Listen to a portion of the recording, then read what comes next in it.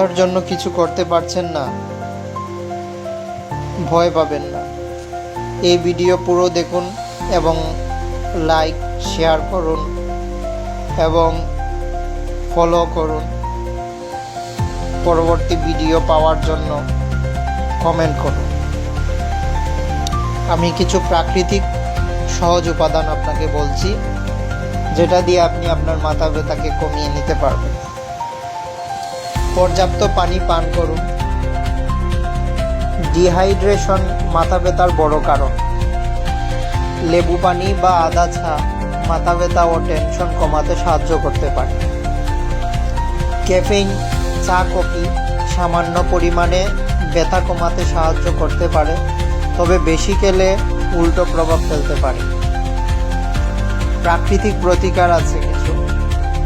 কপালে বা কানের পাশে হালকা ম্যাসাজ করতে পারেন।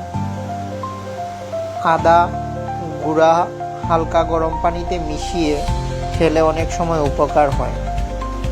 বিশ্রাম ও পরিবেশ নিয়ে কিছু বলছি। চোখ বন্ধ করে অন্ধকার নিরিবিলি ঘরে বিশ্রাম নিন। ঠান্ডা বা গরম কম্প্রেস কপালে বরফের ব্যাগ বা গরম তোয়ালে ব্যবহার করতে পারেন। ঘুমের নিয়ম ঠিক করুন। পর্যাপ্ত ঘুম না হলে মাথা ব্যথা বেড়ে যায়।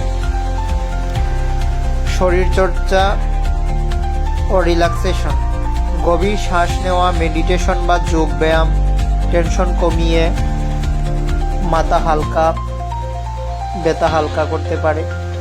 হালকা ঘাড় ও কাঁধের ম্যাসাজ রক্ত সঞ্চালন বাড়িয়ে মাথা ব্যথা কমায়।